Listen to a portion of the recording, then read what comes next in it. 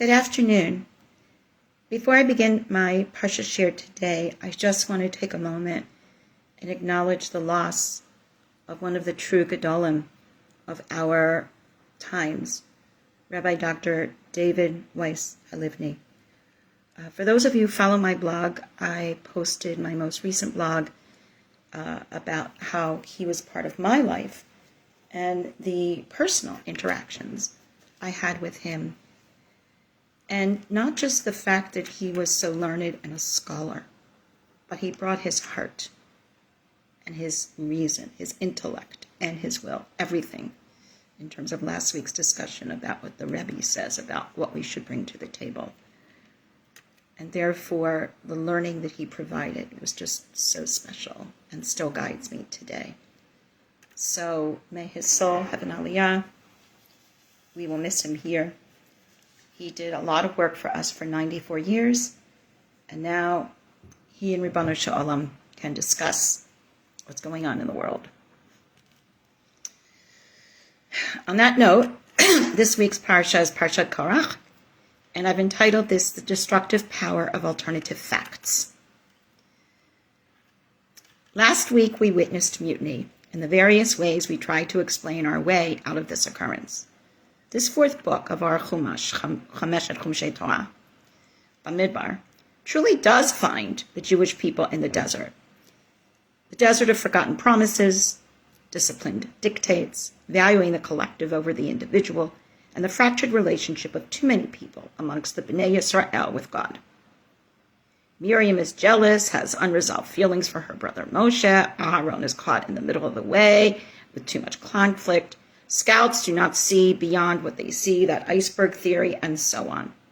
And here we are. This week we are looking at a conflict.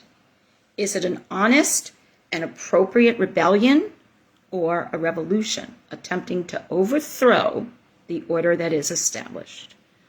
I suppose the answer to that question would depend on which set of facts one chooses to accept. And I'm totally aware that we are hearing this language in a very specific way at this time as opposed to years ago. I'm going to begin with the teaching of Rabbi Norman Lamm. He teaches as follows. The rebellion against the leadership of Moshe and Aharon is one which had tragic consequences and which left an indelible impression upon the collective Jewish memory. The Torah lists the names of those involved in the conspiracy in the desert. But who indeed were the members of the conglomeration of the displaced, the dissatisfied, and the disaffected? What motivated them? And what was their relationship to each other? Rabbi Naftali Tzvi Yehuda Berlin, the Netziv, found three distinct groups in this mutiny of malcontents, and he describes them to us in his commentary, Ha'emek Davar. The first consists of the 250 princes of the congregation. These community leaders were not malicious people. They were well-intended, but misguided. They were great Jews, great even in their piety. That is why the Torah, in Perek Tet Zayin 16, verse 2, refers to them as princes of the congregation, the elect men of the assembly, people of renown. They were Levites, who desired to be Kohanim, not because the priesthood offered them positions of influence and status, but because it represented an opportunity to come closer to God in the course of serving God in the Mishkan. The second group consisted of two brothers from the tribe of Reuven, Datan and Abiram. These two were known as troublemakers even before the Exodus, the going out of Egypt, Yetziat Mitzrayim. They were not at all people of ideals or convictions. They were merely power-hungry schemers. Nothing more, nothing less. And the third element in this mutiny, continues Rabbi Lamm, was Korach himself. He was a man of great fame in Israel, and yet was, in a way, the worst of all. For he tried to appear to the people a man of sincerity and genuineness, who had legitimate and selfless complaints, like the 250 princes, but in fact, he had the same base ends as Dathan and Abiram, namely usurping the authority of Moshe and Aharon. So let's look at the text. Vayikach Korach. Korach, the son of Izhar, the son of Kohat, the son of Levi. We do not go back to Yehuda, by the way. Jacob takes with himself Dathan and Abiram, the sons of Eliav, and On, the son of Pelach. He takes to himself. In other words, he's beginning to develop his group that will disassociate themselves from the congregation, will show unquestionable loyalty to him, and therefore question the appointment of Aharon to the kahuna. This is according to Rashi. And Onkelos also makes the point of, and separated himself in the Aramaic understanding of what is going on. This does not go back, it stops at the son of Levi. It does not go back to Yaakov, because, teaches Rashi, Yaakov prayed not to be mentioned in connection with this quarrel. Yaakov does not want this to be seen as part of his legacy. So Dathan and Abiram, how did they come to join this group or join Korach? Since the tribe of Reuven was settled in the south when they camped, they were neighbors of Kohat. And his children, who were also camped in the south, joined with Korach in his rebellion. In other words, geographic proximity, hearing the words. Think about today, when we hear words, geographic proximity does not have to be a factor, right? Just put it out on YouTube or on some modern technology. But there, geographic proximity was needed to develop loyalties, and that is what Rashi is saying happened. So I would like to add the notion that when one has power and influence, and others do as well, power struggles are going to ensue. It wasn't that Korach did not have power. Korach had already been given certain assignments, plum assignments, if you will. But some people cannot work with a team. Some people don't understand that in the end, the sum total of the collective is greater than the arithmetic total of the singular parts. They want to be that singular part. They want everybody to be under them. Unfortunately, we are seeing this in our world today. Those who are lone soldiers, who want all the power for themselves, for them, as we see today, no amount will ever be enough. And this is where danger lurks. So, Vayakumu lifnei Moshe, they confront Moshe, v'anashim ibnei Yisrael 50 u'matayim, nesi'ei adah, karim adeh anshe Shem. 250 people from the Bnei Yisrael, chieftains of the congregation, that's the Nesi'ei Adah, representatives of the assembly, men of repute. And yes, the leaders were men. They assemble against Moshe and Aharon, and what do they say to them? Rav lachem ki kol ha'edah kulam kadoshim. And we've seen this before. You take too much on yourselves. If we are, as we have already discussed, Mamlecha Kohanim, a nation of Kohanim, then why do you get this special treatment? Aren't we all entitled to the same?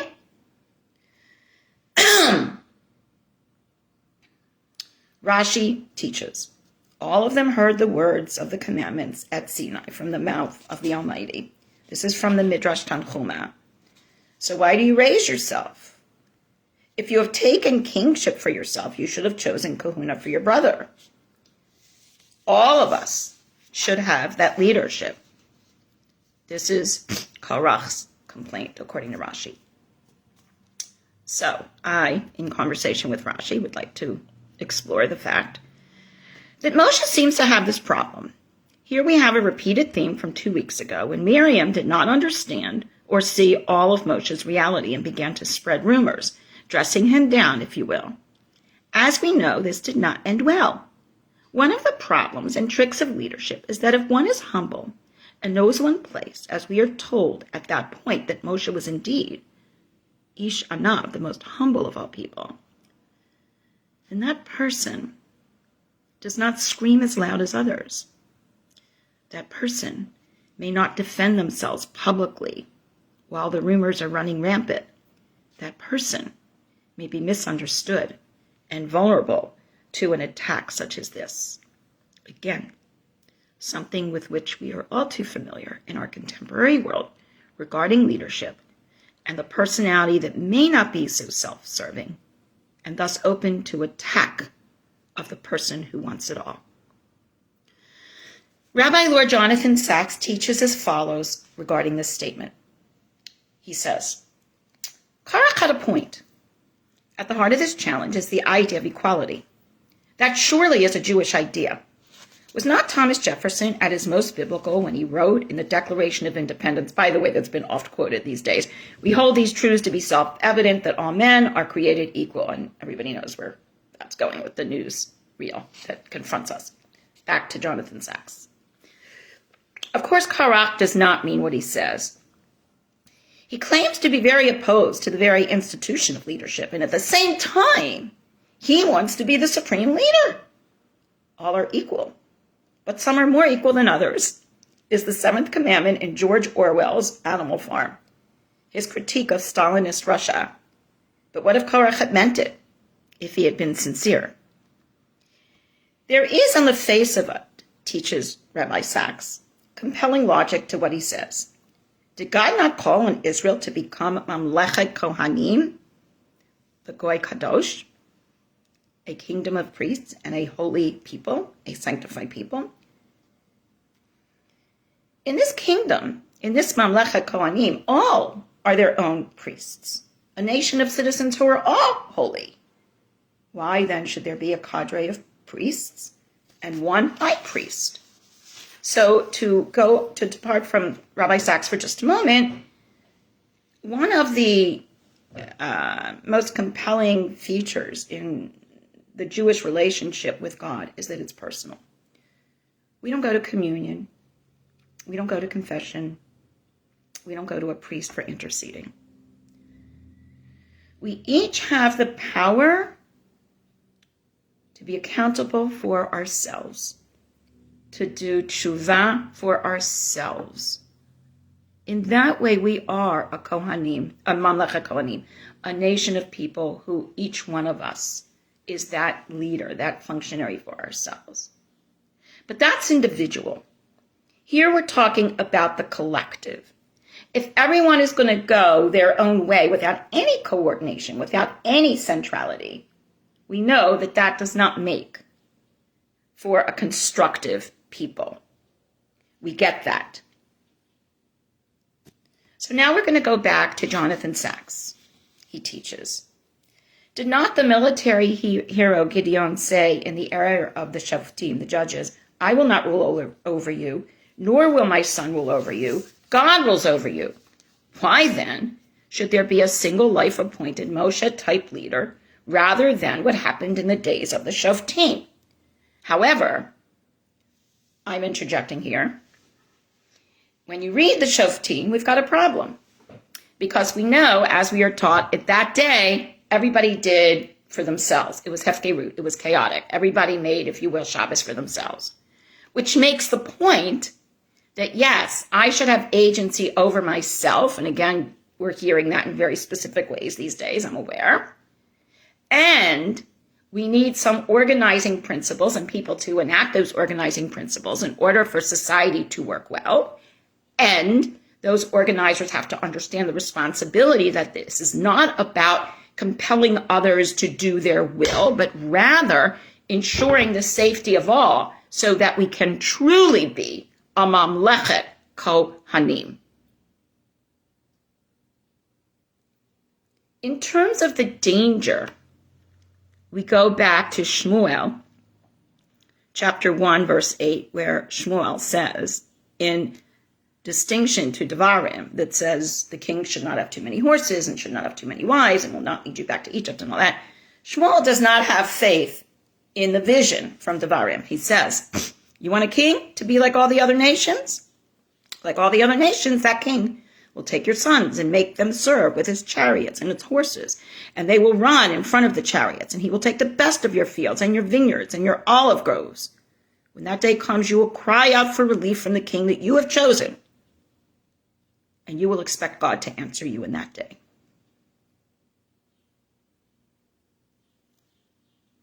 This is the biblical anticipation, says Rabbi Sachs, of Lord Acton's famous remark that all power tends to corrupt. Perhaps this is what Moshe understood when he did what we read in the next verse. Verse 4. Vayishma Moshe, vayipol apanav. He hears what happens, and he falls on his face. He falls on his face because he realizes he has failed. Rabbi Lord Sachs, alav shalom, often says, a good leader leads, a great leader creates other leaders who know how to lead. Maybe that is the fault line here. We don't have other leaders who know how to lead in a constructive way. Moshe's concerned because this is their fourth offense. First we had the Egel Hazahav, the golden calf. Then we had the complainers about the water. And then we had the fiasco with the Meraglim, with the spies, with the scouts. He is disheartened. He does not understand that the machloket, these conflicts, this pushback has just become part of the characterization, the personality of too many people in the group. And thinking about it this way, today, in our world, we are very quick to say all blanks are terrorists, or all blanks are crooks, or all, when we realize that, in fact, a minority of a group are actually these extremists that are ruining it for everybody else. But the fact of the matter is they're ruining it for everybody else. And that's where this whole system falls apart due to the hubris of human nature. And that's what we're seeing here with Korach, and that's what we see throughout history. I would suggest that Moshe saw the harm that these rebellions were doing to the people. He knew that all were going to suffer due to this inflated sense of self of some, the minority. The very characteristic that Moshe avoided to his own detriment at times. This is where we say, does he have to be more forthcoming and more aggressive and more, if that's not his nature? He speaks to Korach and to all of those who are rebelling, and he says, in the morning, God will make known who belongs to God. God will draw them near to God. And the ones that God chooses, God will protect. God will choose. So Rashi says that perhaps a lot of this is happening at night. Emotions are heightened. We all say, don't make any big decisions after X o'clock. Maybe that's what was going on. This is suggested by the Midrash Tanchuma. But in the morning, you will wake up, you will be rested, you will have slept. The hysteria might have come down a few degrees, and we will figure out what's going on. Moshe knew that there were different forms of worship, many priests, that not everybody gathered in one temple amongst other people.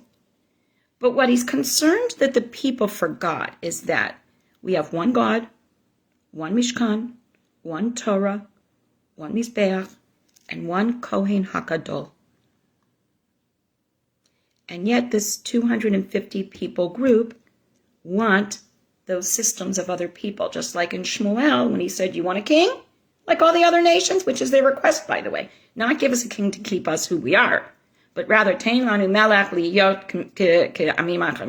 want to be like the others. And at that point, that's when Shmuel says, you want someone? Do you understand what happens to all these other nations? And that's what we're seeing here. The lessons of shared leadership, the importance of the collective above any single person, and the understanding that no one person will be above all, or serve all purposes is still a hard lesson to learn. We see other people, we see how they function, and we are still influenced by those outside models. And people we know will be influenced by those models that most conform to their personalities. Think of the struggle for legitimate democracy today in our world. And remember the chilling fact that some of the worst dictators that are active today were supposedly chosen by a so-called democratic process. Democracy itself comes with inherent lessons about the limits of the individual, which may very well be antithetical to the desires of the one in power who just wants more and more and more. We go back to our Parshat. They are told by Moshe, place fire and put incense into your holders before God tomorrow, and the person whom God chooses, he is the Holy One. You have taken too much upon yourselves, sons of Levi.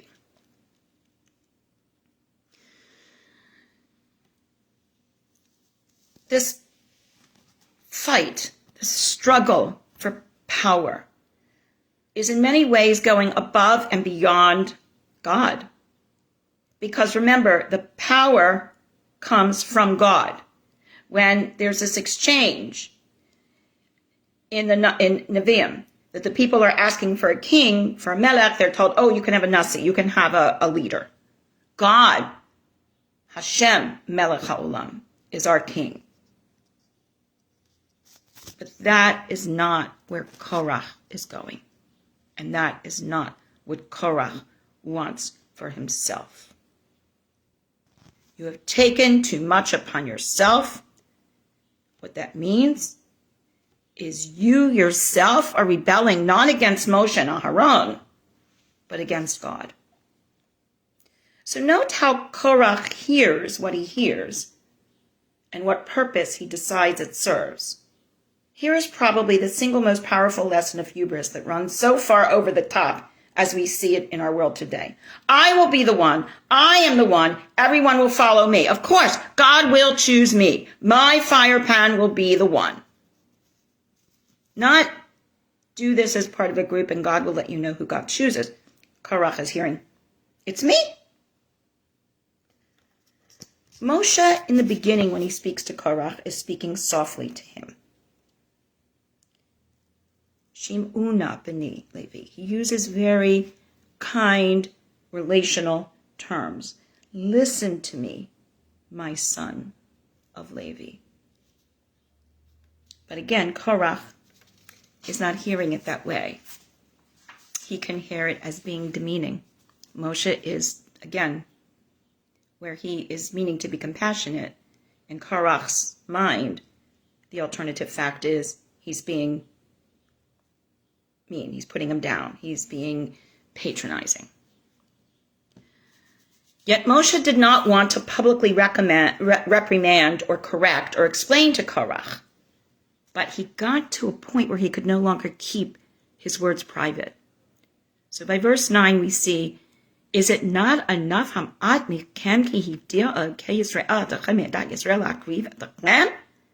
it's not enough that God has distinguished you from the congregation of Israel to draw near to God, to perform the service in the Mishkan of the Lord, and to stand before the congregation to minister to them?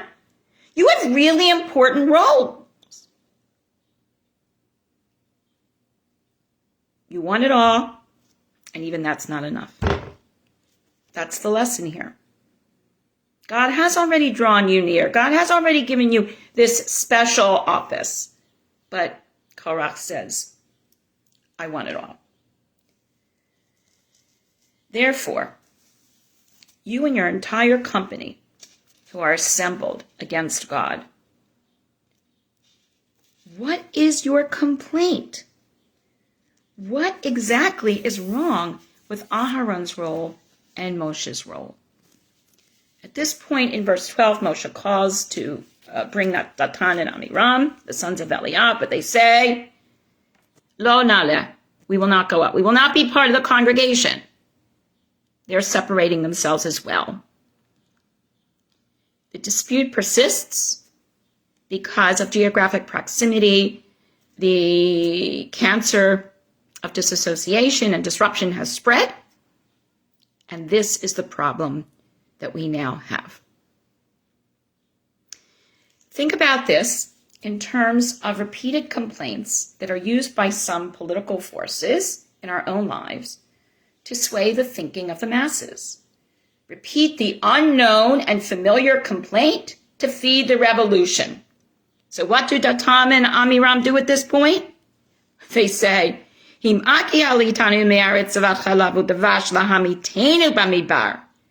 it enough that you brought us out of this land flowing with milk and honey to kill us in the desert?